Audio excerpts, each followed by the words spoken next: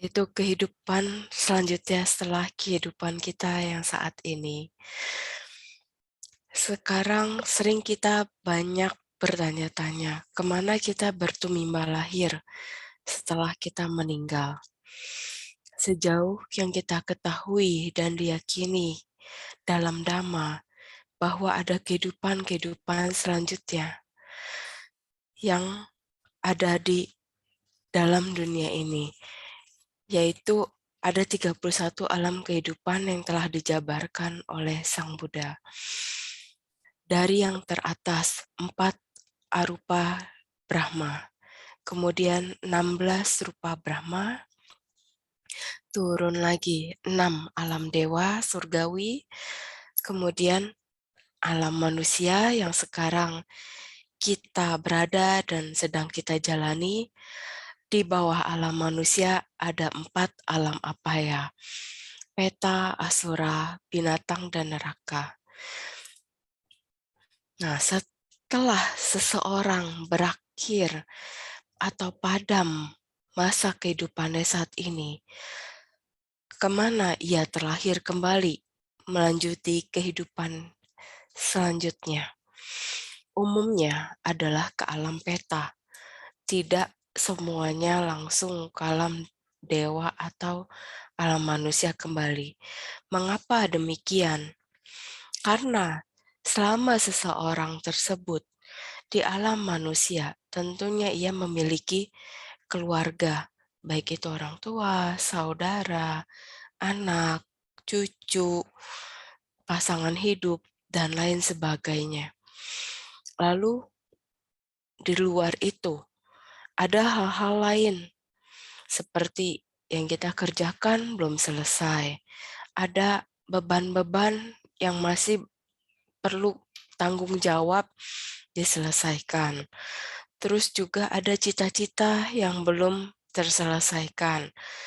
Ada banyak hal yang membuat pikiran dan batin seseorang masih terbelenggu oleh kemelekatan, kegelisahan, dan ketakutan.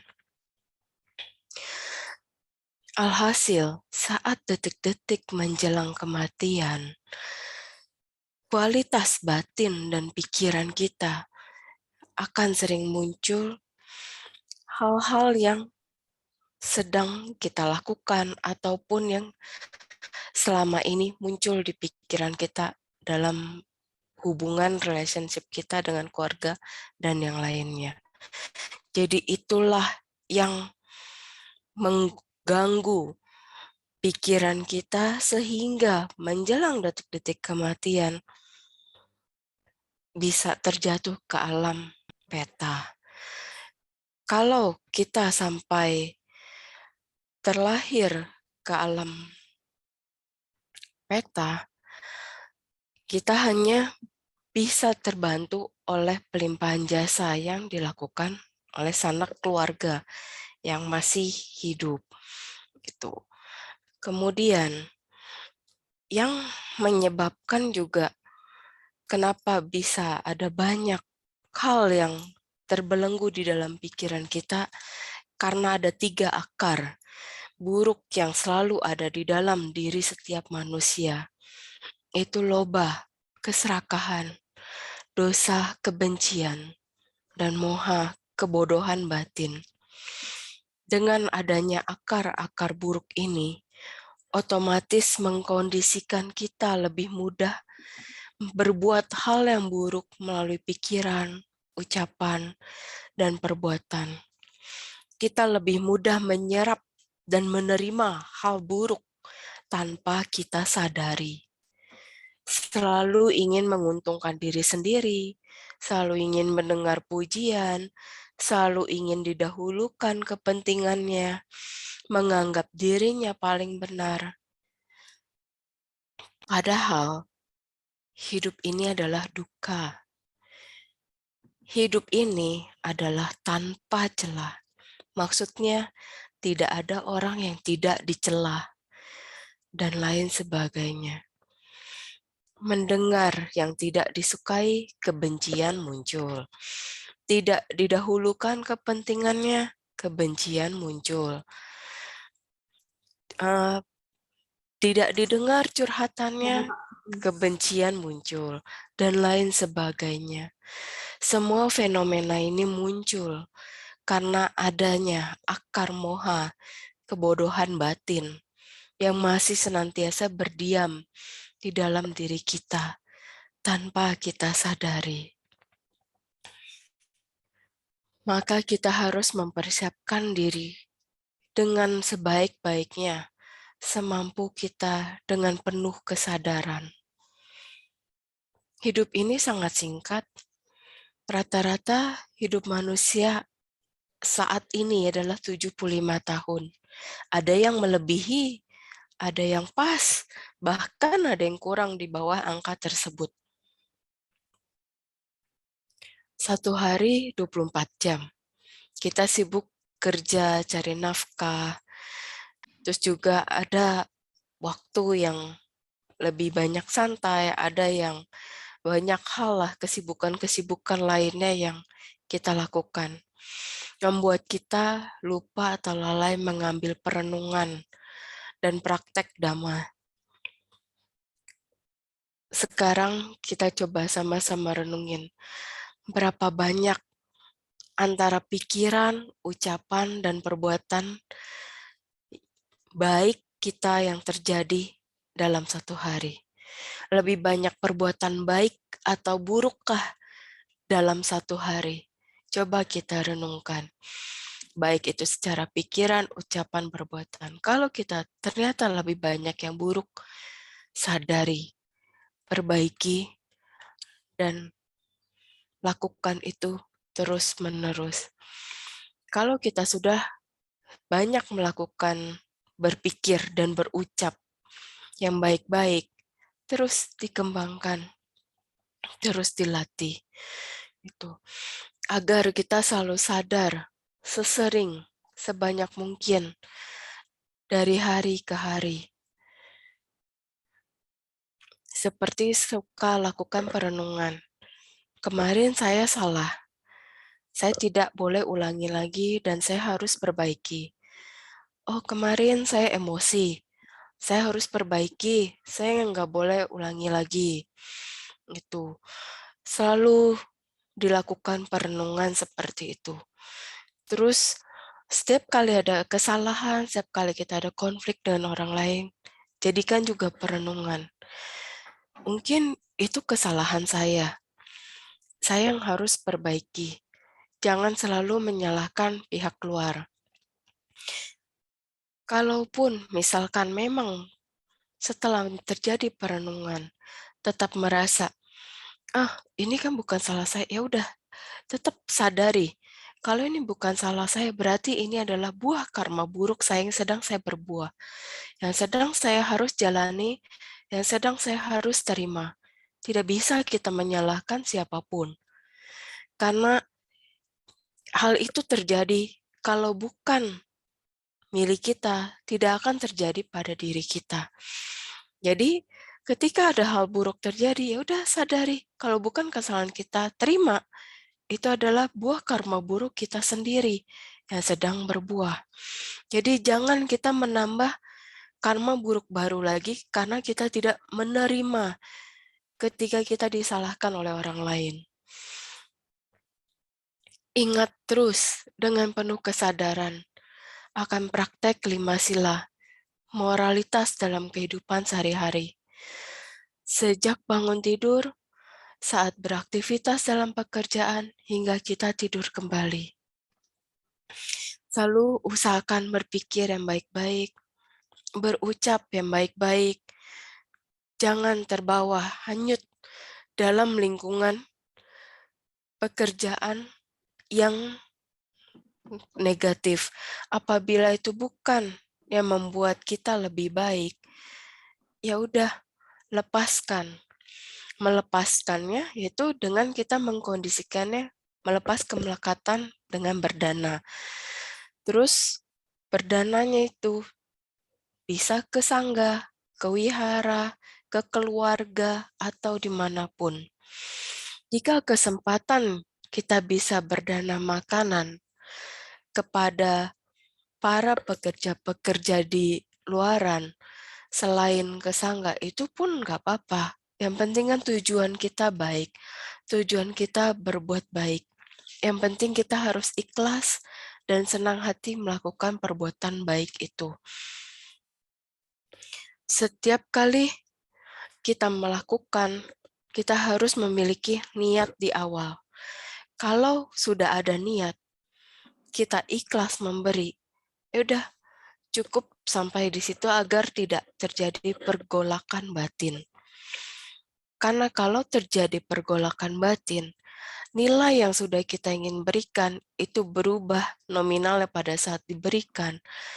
Itu juga akan berpengaruh dengan hasilnya suatu hari nanti. Memang kita tidak perlu berharap hasilnya itu seperti apa. Tapi itu tetap akan berefek. Gitu. Kemudian berbuat baik pun harus dimulai juga dari dalam. Enggak selalu keluar. Jadi yang terdekat adalah keluarga kita, orang tua kita. Janganlah baik di luar, namun di dalam keluarga sendiri kita malah kurang baik. Latihan terbaik adalah dari dalam diri kita sendiri, dari dalam keluarga kita sendiri. Karena mereka adalah yang terdekat dengan kita. Jadi, merekalah latihan yang terbaik untuk kita. Sebab waktu terbanyak kita adalah dengan mereka. Setiap orang pasti memiliki sifat baik dan buruk. Jika tidak ada bedanya antara ya, setiap orang pasti memiliki sifat baik dan buruk. Jadi tidak ada bedanya antara menghadapi rintangan pikiran dan batin di dalam keluarga kita maupun di luar. Itulah latihan terbaik untuk kita. Seperti yang dikatakan di dalam Manggala Sutta, membantu ayah dan ibu, menunjang anak dan istri, dan bekerja dengan sungguh-sungguh, itulah berkah utama. Berdana, melakukan kebajikan, menyokong sanak saudara, dan tidak melakukan perbuatan tercela, itulah berkah utama. Kemudian, dengan menyadari dan praktek sila semampu kita dalam kehidupan sehari-hari, lengkapi dengan samadhi atau meditasi. Seperti yang tadi sudah kita praktekkan bersama-sama meditasi yang dipimpin oleh pemimpin Puja Bakti, cobalah kita praktekkan itu di rumah sehari-hari. Jadi bisa kita mulai 5 menit, kalau berasa 1 jam terlalu lama. 5 menit kurang, tambah lagi, sampai kita akhirnya merasa bisa menyesuaikan dan bisa tenang bermeditasi. Lakukan itu setiap hari, kalau bisa sebelum tidur dan sesudah bangun tidur. Itu kalau bisa, kalau nggak bisa ya usahain sebelum tidur, karena untuk kita tenang pikiran dan juga secara tidak langsung merelaksasi agar kita mudah tidur gitu. Terus untuk yang mempraktekkan meditasi cinta kasih bisa dimulai dari diri sendiri. Seperti semoga saya berbahagia, semoga saya terbebas dari penderitaan batin, semoga saya terbebas dari penderitaan jasmani, semoga saya terhindar dari mara bahaya, semoga saya sehat dan bahagia. Kalau itu kepanjangan cukup, semoga saya berbahagia.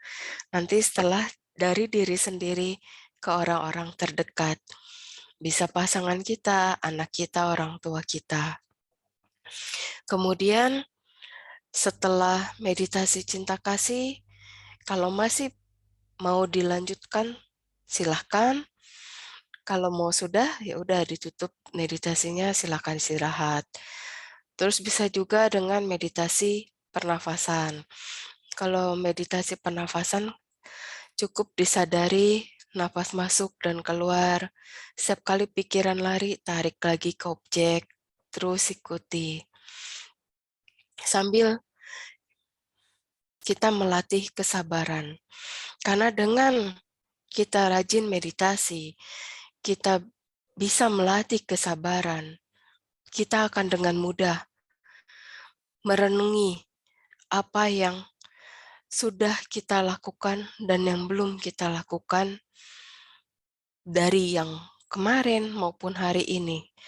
Jadi kalau ternyata ada perbuatan baik yang luput kita lakukan, kita bisa, kalau hari ini masih bisa kita lakukan hari ini. Kalau ternyata udah malam dan kita tidak ada lagi yang bisa kita lakukan, ya udah, itu jadikan sebuah tekad, besok saya harus melakukan perbuatan baik. Apa gitu, misalkan di pikiran, oh saya mau berbuat baik, kasih makanan deh untuk mama yang simple kayak gitu. Ya udah, berikan itu apa yang sudah muncul di niat, lakukan.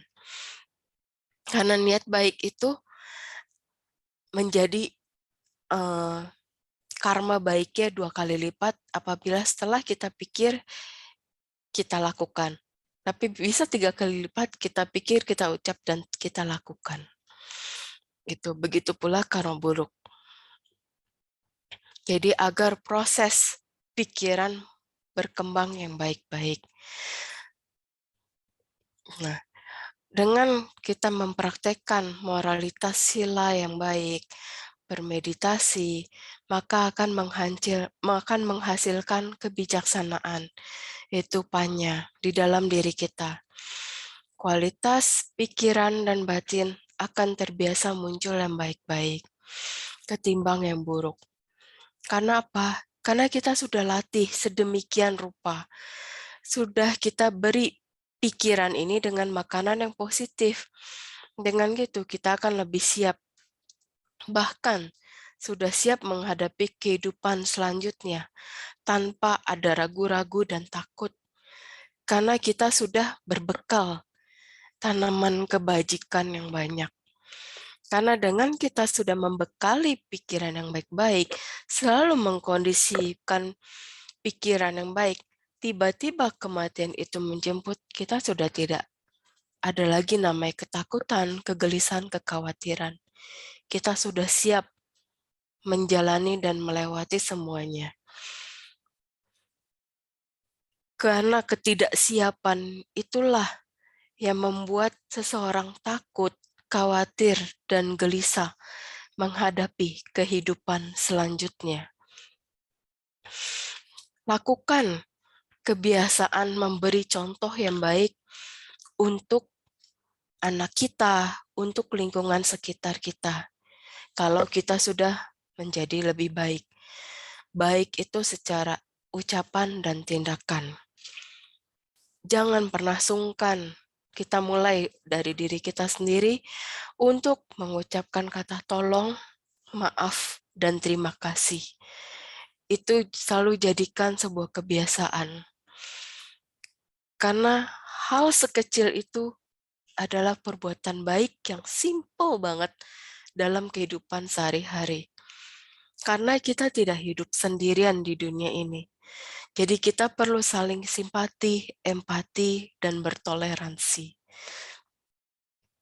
Demikian dhamma singkat yang dapat saya sampaikan pada pagi hari ini.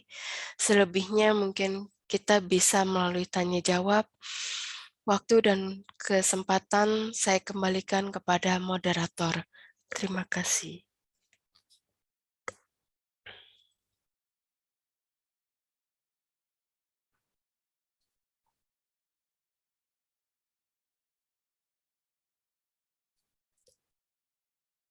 Albert, kamu masih mute. Oh iya, oke.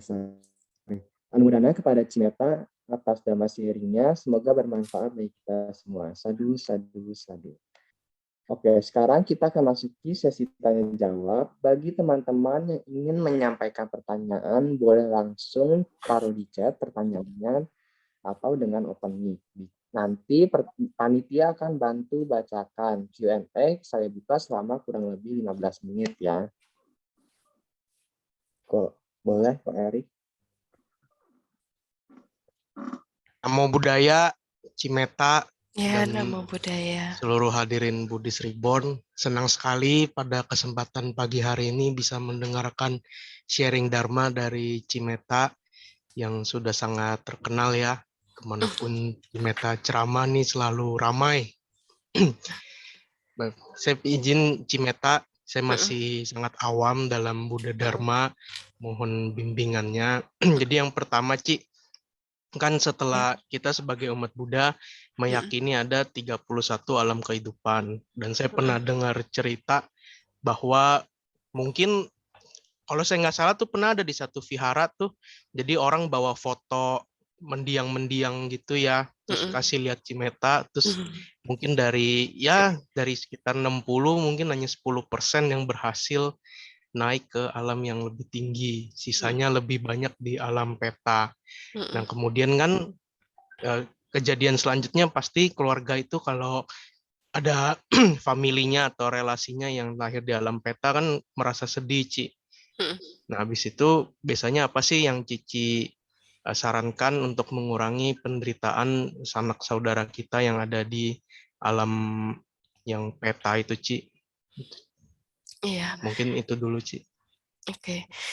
Kalau aku sih selalu menyarankan tetap terus dilakukan pelimpahan jasa ya. Terus kalau perlu sanggadana bisa juga. Jadi kalau yang sanggadana, kalau aku tuh ngelihat, aduh ini karma bawaan dari karma lampau yang lagi berbuah di almarhum itu terlalu berat kayak gitu. Jadi perlu sanggadana. Nah, ketika sanggadana yang pada saat itu aku suka sarankan memang ya jadi anggota keluarga bilang ke Bante coba untuk mengundang dalam bentuk sangga 4 atau 5 mengundang ke rumah dana makan dan dana satu pacaya lah 4 kebutuhan. Jadi perdana kebutuhan para biku dari makan dan kebutuhan-kebutuhan pokoknya. Nah, pada saat itu semua dana diberikan atas nama almarhum tersebut. Jadi dengan begitu almarhum tentunya itu otomatis langsung hadir. Jadi kalau memang karma baiknya berbuah di saat yang tepat, bisa saat itu juga beliau ke alam bahagia. Tapi kalau memang masih belum, ya tetap masih ada aja di alam peta tersebut. Karena balik lagi kan ke kondisi karma masing-masing orang. Gitu. Terus bisa juga dengan sanak keluarga yang ada ikatan batinnya sangat kuat dengan si almarhum, itu ngomong di dalam batin kalau misalkan ya orang tuanya atau kakek neneknya, Ma, engkong, Pama, udah jangan terlalu melekat dengan kami. Kami bisa menjalani, melewati ini semua dengan baik. Udah, nggak perlu dikhawatirin, kita bisa baik-baik. Jadi, yakinkan kalau memang yang hidup ini bisa jaga diri dengan baik. Sedih, wajar, sedih. Semua orang pasti sedih. Kehilangan orang-orang yang disayang. Tapi itu jalanin prosesnya. Nanti juga akan ada saatnya ya udah, kesedihan itu berlalu. Yang penting kita tidak menanggapi segala sesuatu secara berlebihan. Gitu aja sih. Makasih, Cimeta jawabannya. Mungkin yang lain dulu, Ci. Nanti baru Iya. saya, kalau nggak ada saya nanya lagi. Oke, terima kasih. Oke, thank you Kak Erik pertanyaannya. Nah, Cimeta ini ada pertanyaan dari live Instagram nih, Ci. Dari Yun Hyo. Satihotu Namo Buddhaya Cimeta. Aku mau bertanya, apakah berbeda kekuatan pelimpahan jasa dari pembacaan parita suci yang dibacakan oleh biku sangga atau keluarga atau umat? Kalau sangga tentunya berbeda ya, karena mereka kan menjalani silanya juga banyak, ada 227 sila. Sedangkan kita kan umat awam hanya 5 sila. Memang berbeda kekuatannya, tetapi kita yang penting jangan pernah pesimis. Apapun yang kita lakukan, semasi kita udah dari awal pikirannya baik, mau melakukan perbuatan baik, itu pun tetap ada efeknya, tetap ada hasilnya. Jadi kita nggak perlu berkecil hati dan nggak perlu membanding-bandingkan. Yang penting kita punya tujuan yang udah baik, ya udah baik. Kita bisa ada ketemu sangga yang bisa membacakan pelimpahan jasa atau bacain parita, ya udah itu karung baik juga untuk almarhum dan untuk kita. Kita bisa baca sendiri pun sama juga, itu sama-sama berefek untuk kita dan untuk almarhum. Gitu. Hanya ya itu yang tadi beda dari silanya aja.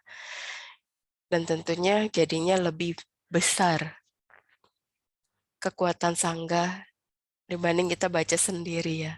Tapi kalau secara umat bersama-sama ramean itu juga sama, jadi besar juga. Gitu. Oke, thank you Ci jawabannya. Nanti ini ada pertanyaan lagi dari Zoom, ada dari Coach Steven. Untuk Coach Steven dipersilahkan. Selamat pagi, Cimeta dan panitia. Terima kasih atas kesempatan yang sudah diberikan pada pagi hari ini. Saya mau bertanya kepada Cimeta, ya, apakah kita sebagai umat berumah tangga dapat mencapai kesucian tertentu yang dimana yang ini di atasnya alam dewa seperti itu, sehingga kita terbebas dari tumimba lahir? Apakah kita harus menjadi biku atau sangha terlebih dahulu? Kalau memang bisa, mungkin tips-tips apa yang bisa diberikan kepada kita? Makasih.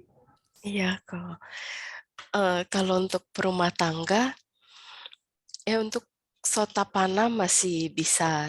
Dulu aku dikasih tahu juga ya dari Thailand, kalau untuk Sotapana bisa di awal. Tapi untuk selanjutnya, untuk tingkatan-tingkatan selanjutnya, perlu memang jadi biku gitu. Terus juga untuk umat awam, untuk mencapai Sotapana itu enggak gampang. Karena latihannya itu lebih berat. Jadi kita kalaupun benar-benar sangat ingin menjadi Sotapana, kita selain bertekad, setiap fenomena kejadian, setiap hal-hal yang terjadi dalam hidup kita ini, kita jadikan semuanya adalah latihan. Latihan di mana membuat kita jadi lebih sabar, latihan kita mengontrol emosi, latihan kita mengontrol loba, dosa, moha, itu harus dijadikan latihan seperti itu. Biar nanti perlahan-lahan semuanya bisa menjadi lebih baik, lebih baik, lebih baik. Ya akhirnya terjadi juga pencapaian di Sotapana. Entah tercapainya di kehidupan ini juga atau di kehidupan berikutnya. Yang penting setidaknya kita berusaha dulu untuk mengkontrol diri menjadi lebih baik. Kesalahan tetap, kita masih manusia awam, terjadi, ya udah kita yang penting, wah saya habis lakuin kesalahan nih, besok-besok saya nggak boleh lagi latihan lagi hari ini, latih lagi gitu. Los, latih lagi, los, latih lagi, gitu aja terus. Baik, makasih Cimeta. Sama-sama kok. Ya, thank you Coach Steven atas pertanyaannya dan Cimeta atas jawabannya. Nah, Cimeta ini ada pertanyaan lagi nih Ci dari Livia dari chat di Zoom. Selamat pagi Cimeta, apakah di alam lain selain manusia, semisal alam dewa dan brahmana maupun peta dan asura, kita akan memiliki keluarga seperti ayah, ibu, saudara, dan lain-lain. Terima kasih, Ci. Iya, karena saya pernah ngelihat sendiri kalau jadi bedanya nih ya di alam lain dengan alam manusia. Kalau pertama kita bahasnya yang alam dewa-dewi dulu. Di alam dewa-dewi itu masih memiliki hawa nafsu, emosi, tapi tidak separah seperti manusia ya. Jadi ada ya bisa bersama, bisa punya pasangan di sana, terus bisa punya anak, dan anaknya pun tumbuhnya langsung besar, spontan, enggak seperti manusia dari baby, terus bertahap tumbuh. Kalau di sana spontan semuanya. Tahu-tahu anaknya udah besar, nggak usah ngurusin kayak baby lagi. Terus semuanya juga, ya apapun yang kita mau cukup dengan pikir, jadi mau ini mau itu udah tersedia semua. Itu kalau dalam dewa ya, jadi nggak ada hal-hal yang perlu kita khawatirkan. Kalau di alam Asura itu juga sama, seperti ada satu keluarga dan itu pun sama, spontan semuanya, tidak ada yang mengalami seperti di manusia, mengandung, hamil, terus lahir, spontan semua. Jadi tahu-tahu udah ada bapaknya, ibunya, anak-anaknya, kayak gitu. Itu semua spontan. Kenapa bisa spontan? Itu pun karena ada kecocokan karma antara si ibu, si bapak, dan si anak. Gitu. Begitu juga yang di alam dewa sama. Ibu, bapak, sama anak yang di sana ada kecocokan karma. Jadi itu yang bisa akhirnya ya berkumpul jadi sebuah keluarga. Gitu. Oke, mungkin ternyata jawabannya.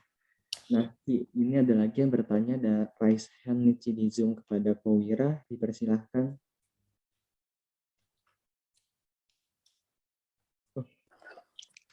Selamat pagi Cimeta, ini aku Shiny sih, pakai Oke. punya suami. Jadi aku ada 3 pertanyaan nih Ci. Iya. Yang pertama itu setelah kita meninggal itu kan kita berbuat di sini karma, ada karma baik dan juga karma buruk yang nggak bisa dihapus ya.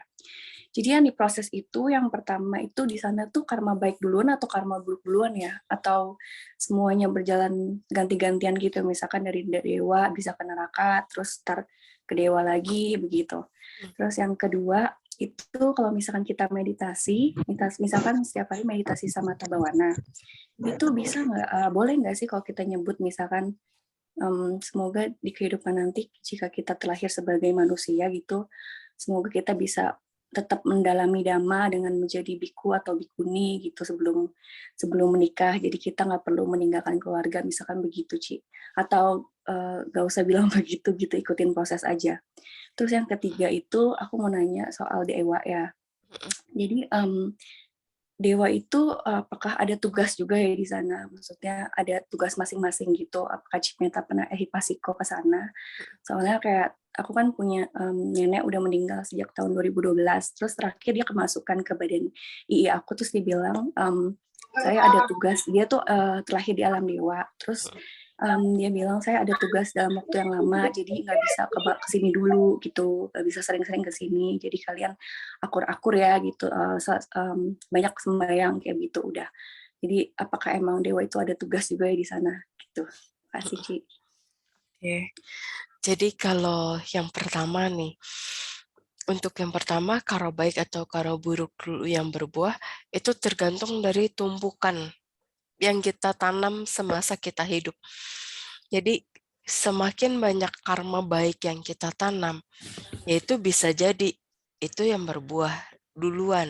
Tapi kalau semakin banyak karma buruk yang kita tanam, ya karo buruk yang berbuah.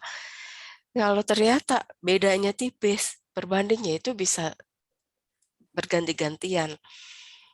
Gitu. Oh, iya. Terus yang kedua, kalau kita lagi meditasi, baiknya sih tetap sesuai objek meditasi dulu aja gitu. Jadi biar tidak ada melenceng dalam meditasinya.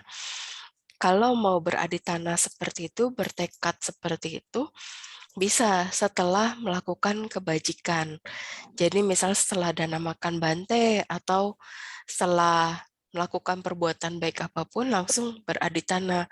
Semoga jasa baik ini mengkondisikan saya di kehidupan berikutnya. Saya selalu mengenal Dhamma, saya selalu bisa mempraktekkan Dhamma, itu boleh. Gitu. Terus untuk yang ketiga, mengenai yang alam dewa itu ada tugas atau enggak, sebenarnya kalau di sana itu sama ya, seperti kayak kesadaran kita sendiri aja. Di sana kan kalau alam dewa kita mau ngapain aja bebas. Dan lebih banyaknya sih senang-senang ya, happy-happy kayak gitu, menikmati buah karma baik. Jadi kadang ada yang tugasnya bantu di sini, di sini, di sini. Enggak seperti itu juga sih. Karena para dewa itu membantu manusia melihat kadar karma baik si orang ini yang bisa dibantu udah saatnya berbuah atau belum. Kalau karma baik si orang tersebut belum waktunya berbuah dan tidak bisa dibantu, ya para dewa madewi ya udah nggak berbuat apapun gitu. Tapi kalau sudah waktunya berbuah dan memang ternyata ada jodoh karma sama si dewa A, langsung dewa A yang tolong. Itu spontan gitu. Tapi kalau memang mau jodohnya sama dewa A, B, C, tapi dia malah berbuat karma buruk yang sangat banyak, dia mau mohon-mohon, mau sujud-sujud sampai jedotin jidatnya berdarah pun, itu tidak akan ada dewa yang tolong, karena tidak ada perbuatan baik yang dia lakukan sedikit pun. Kadang ada juga kan, sedikit melakukan perbuatan baik, tapi pengen dewa tuh penuhin semua keinginannya. Itu ya tidak mungkin lah. Secara kita kan kadang perlu lihat juga, kita aja nih sesama manusia kan ngelihat ya, kalau isi itu kan berbuat baiknya sedikit, kok berharapnya mau dapet ya besar ya. Manusia aja kita bisa berpikir seperti itu, apalagi seorang dewa kan. Gitu. Jadi kalau untuk para dewa ya melihatnya seperti itu gitu, Ci. Oh, iya, iya Ci. Makasih ya Ci. Iya, sama-sama. Budaya. Nama budaya. Thank you Ci atas pertanyaannya dan jawabannya ternyata. Nah, Ci, ini ada lagi pertanyaan dari live Instagram nih, Ci. Dari Kartika Dharma.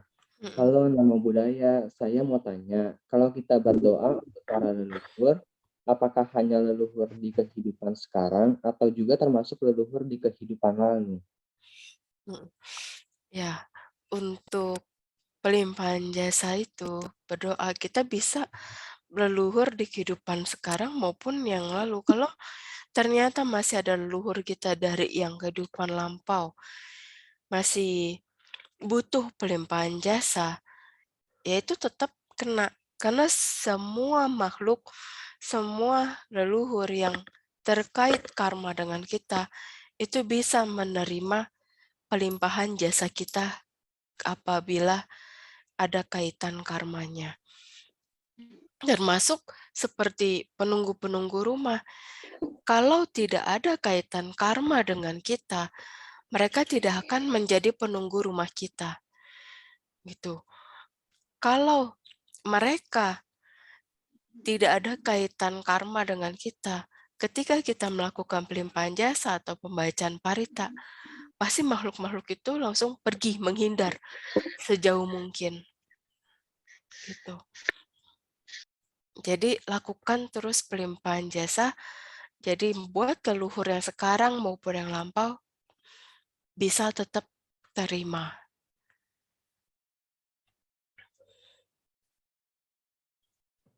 Oke, thank you, Ci.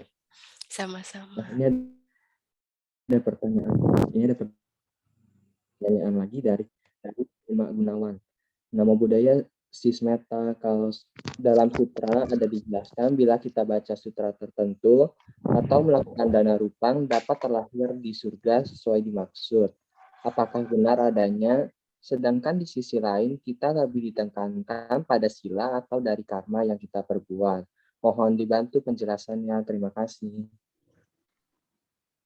Iya, kalau dari pembacaan sutra dan berdana rupang kayak gitu dikasih tahu akan terlahir di surga tertentu, ya udah kita cuma cukup ambil niat baiknya kita aja. Niat baiknya kita ketika kita mau baca sutra atau kita baca parita atau kita mau berdana rupang, ya udah Barisin tuh baju. kita fokus dengan tujuan kitanya, bukan fokus di hasilnya. Ketika kita fokus di tujuan berbuat baiknya, kita fokus dengan apa yang mau kita lakukan, itu lebih ada dampak dan efek yang baik untuk diri kita. Jadi kita tidak terbebani dengan apa yang sudah dijanjikan tersebut.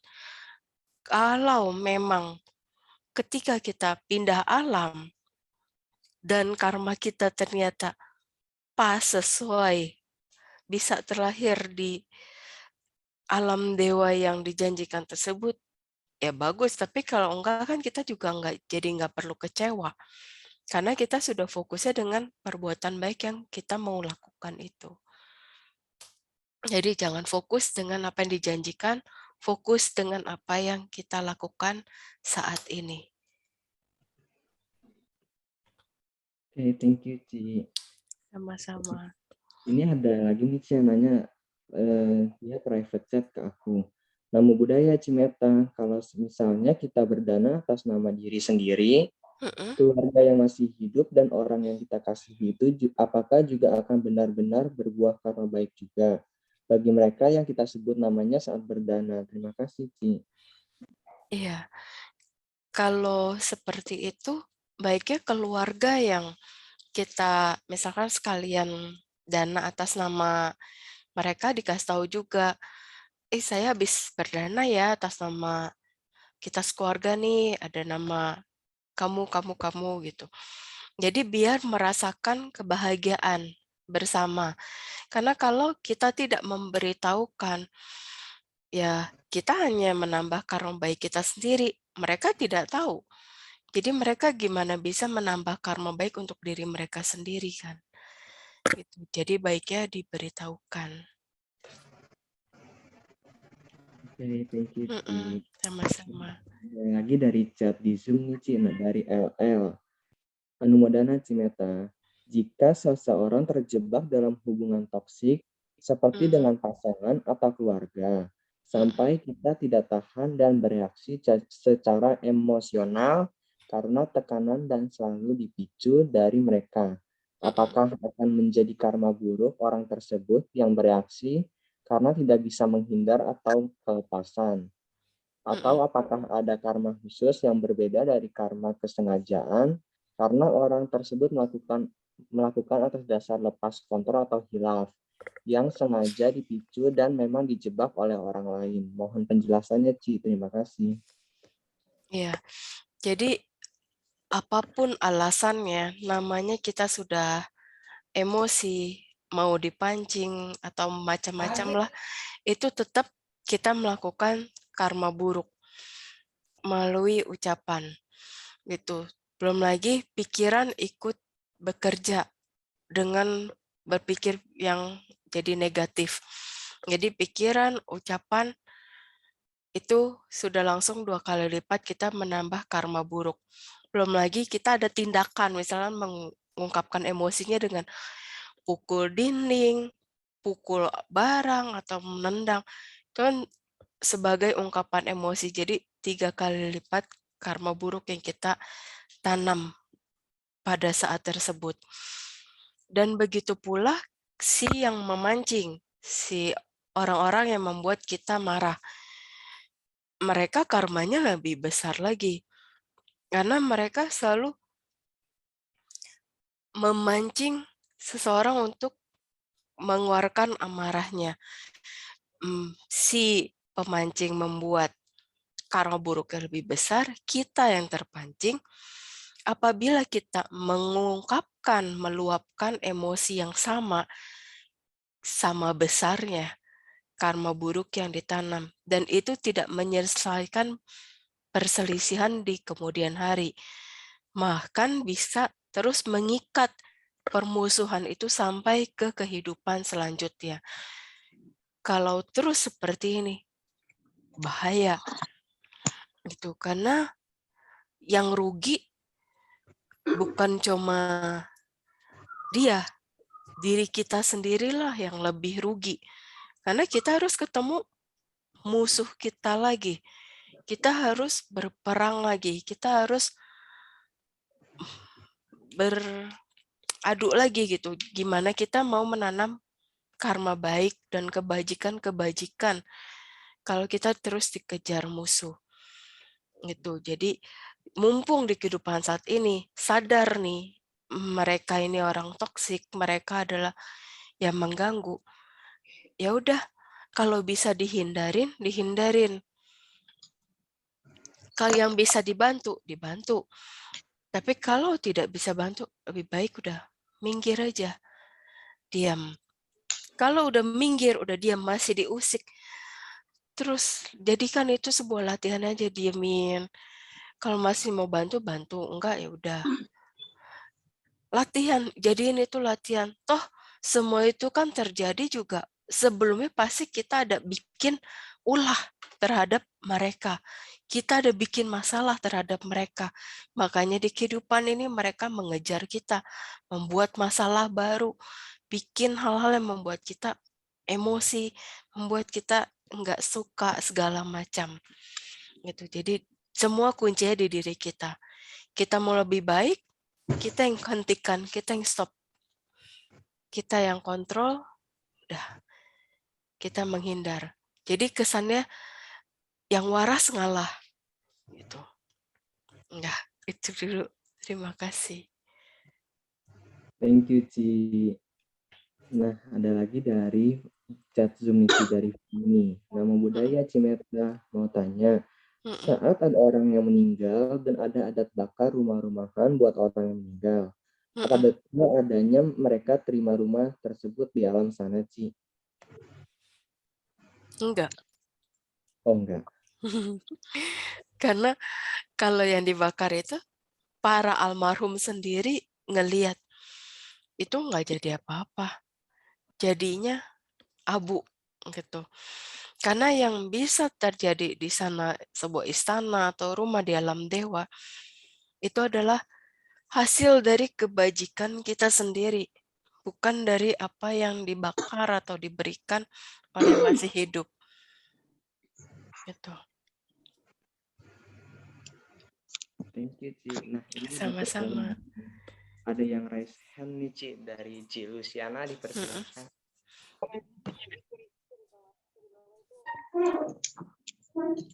Selamat malam, Cimeta. I'm sorry, selamat pagi.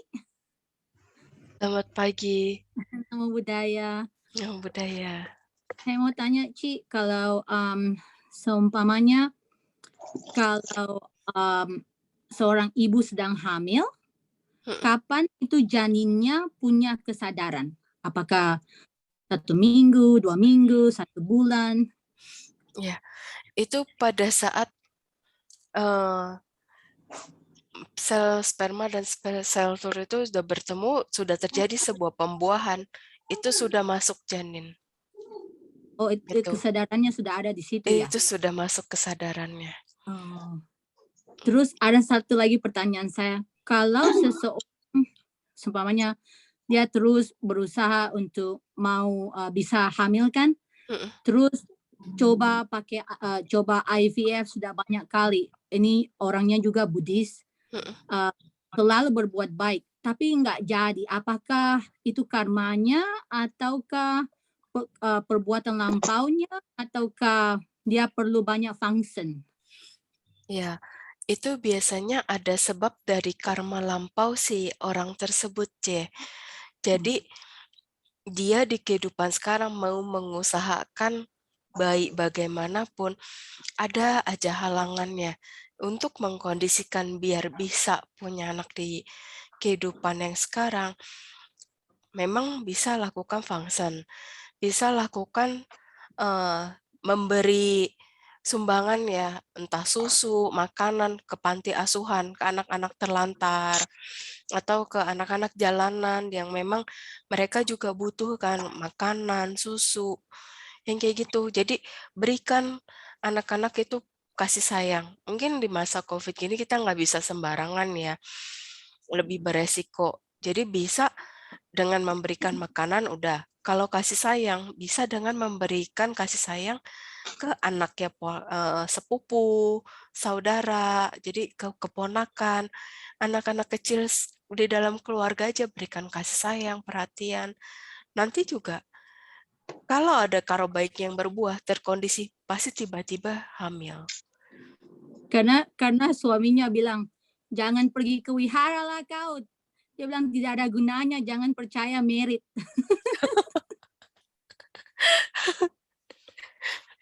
Iya, karena kan itu semua harus ehipasiko ya, jadi susah untuk membuktikannya.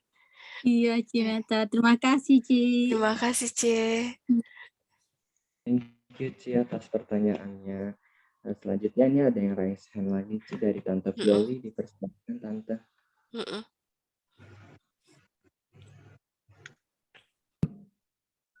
Pagi, Meta. Pagi, Tante. Sudah lengkap sekali nih. Ini pertanyaan yang bikin penasaran. Ini Meta, ya. Bagaimana usaha kita atau upaya kita? Kan kita tuh punya banyak ya orang punya anabul ya, dogi ya, yang mereka sayang sekali. Iya. Kita kan percaya pasti ada kelahiran kembali ya. Yang ingin Tante tanyakan adalah bagaimana upaya kita mengkondisikan anabul ini akan kelahiran kembali ke alam yang lebih indah. Contoh ke alam manusia, itu kan harapan kita ya. Usahanya apa ya, Meta? Ya, jadi bisa diajarkan binatang untuk melakukan perbuatan baik gitu. Jadi yang bisa mereka lakukan, coba dilakukan gitu. Jadi misalkan bisa dilatih dengan dia nolongin orang, terus ngebantu kayak orang nyebrang jalan, nenek-nenek nyebrang jalan. Kan kadang banyak tuh yang bisa seperti itu. Itu adalah hal yang bagus. Jadi bisa diajarin segala bentuk kebajikan yang emang binatang itu bisa lakukan aja, Tante. Gitu. Mau nanya. Terima kasih, Meta. Sama-sama. Ya, thank you, Tante. Meta, maaf. Kita mengkondisikan mereka berdana jubah, kita kasih angpau, terus berdana makanan. Tentu harus ke Bante yang mengerti ya. Terus pelimpahan jasa juga atas nama dia mungkin di hari ulang tahunnya bisa ya, Meta ya? Bisa begitu juga. Jadi Tante sambil pikirin, terus Tante lakukan perbuatan baik atas nama binatang itu. Walaupun dia belum tentu terlalu mengerti apa yang Tante lakukan, tapi Tante cukup selalu kasih tahu itu perbuatan baik, karena dia merekam. Itu. Ya. Ya, karena anabul Tante yang sudah meninggal juga sedang kalau meditasi, dengar baca parita, sangat senang. Ya, tiap malam kasih baca parita. Ini believe it or not, Meta, ada yang lihat. Jadi dia hari ini sebetulnya ulang tahunnya, meninggalnya sudah setahun yang lalu. Ada yang saya lihat itu sudah lahir di alam manusia, gitu. Baguslah Tante kalau memang bisa seperti itu. Ya. Saya juga bermanfaat ya, Tok. Hari ini Meta memotivasi juga kita untuk berbuat baik. Hanya seekor anabul, bukan hanya manusia yang bisa kelahiran kembali ya. Semua bisa. Ya, bisa kita kondisikan. Terima kasih. Sama-sama, Tante.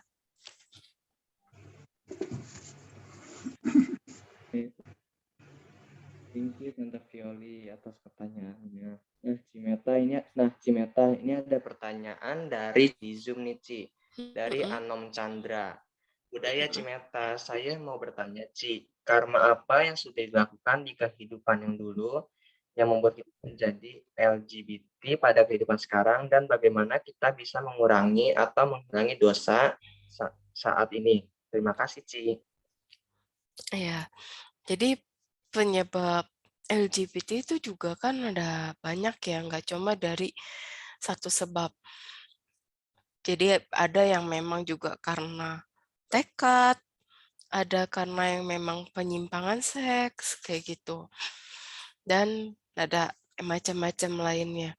Jadi untuk di yang sekarang, kalau memang ada keinginan tidak ingin seperti ini lagi, pertama dijaga dari pikiran, ucapan, sama perbuatannya. Karena walaupun cuma dia berpikir, enak ya begini. Nah, itu kan juga udah suatu bentuk karma yang bisa berlanjut di berikutnya. Jadi dia hati-hati ketika dia berpikir. Oke, pikiran dia udah bisa kontrol. Ucapan, ketika dia bertemu dengan kelompok ya, dengan orang-orang sekitar ya, itu pun harus dikontrol. Hati-hati dengan ucapan, walaupun cuma sekedar bercanda, itu hati-hati. Karena itu seperti yang orang sering katakan, ucapan adalah doa. Itu. Apapun yang kita ucapin, itu bisa terjadi di kemudian hari. Kalau kita sembarangan berucap. Begitu juga tingkah laku kita. Tingkah laku kita bisa membuat kita jadinya ya nggak bisa keluar dari lingkup LGBT ini. Jadi itu tetap perlu dikontrol, nggak cuma orang normal. Semua siapapun harus tetap kontrol pikiran, ucapan, perbuatannya. Jadi untuk tidak terjadi lagi LGBT-nya itu, dia selain kontrol 3 hal tersebut, dia juga selalu kondisikan setiap kali melakukan perbuatan baik, selalu bertekad agar di kehidupan berikutnya saya menjadi orang normal. Dan selalu ingat, hati-hati dengan janji. Jadi kita jangan pernah berjanji sembarangan terhadap diri kita sendiri ataupun dengan orang-orang di sekitar kita.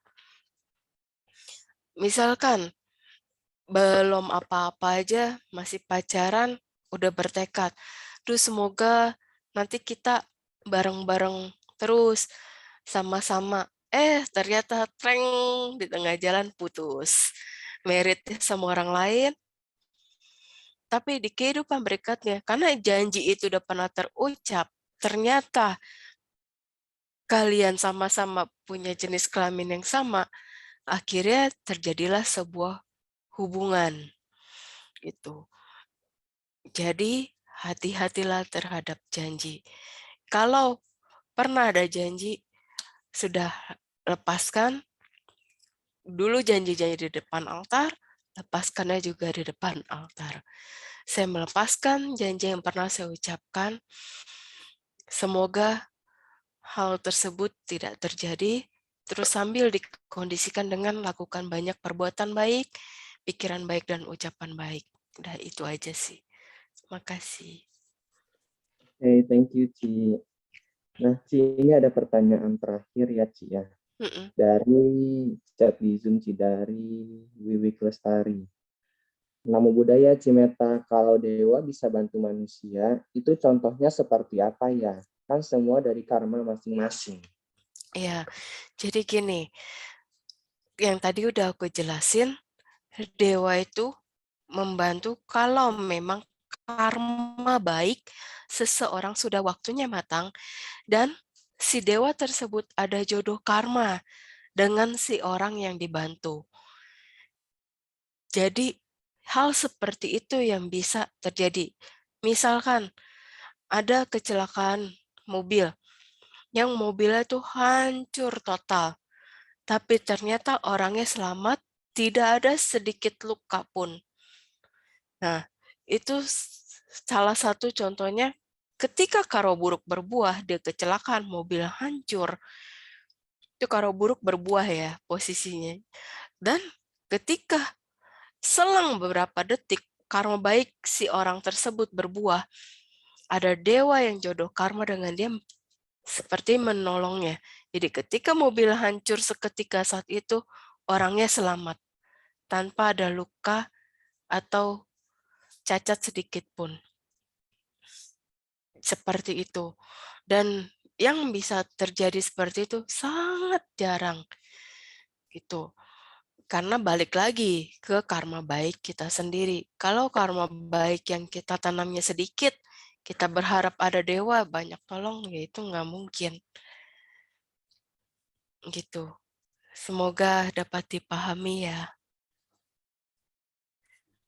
Oke, thank you Ci. Dan buat teman-teman yang lain, kita dari panitia mau say sorry dulu nih karena ada keterbatasan waktu, jadi untuk pertanyaan-pertanyaannya tidak bisa terjawab. Nah, teman-teman sekarang kita akan melakukan sesi foto bersama. Untuk teman-teman dimohon untuk menyalakan kameranya, kita akan foto bersama. Kepada tim dokumentasi. Oke, saya mulai screenshot ya. Tahan, masih ada yang mau kamera. Oke.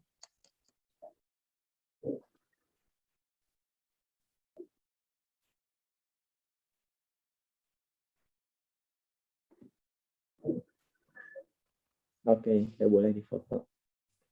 Oke, slide pertama.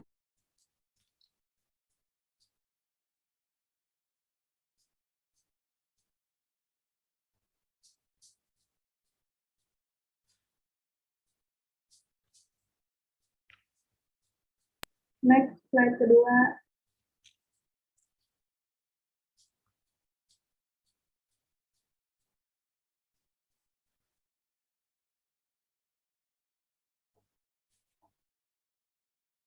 Next, slide ketiga.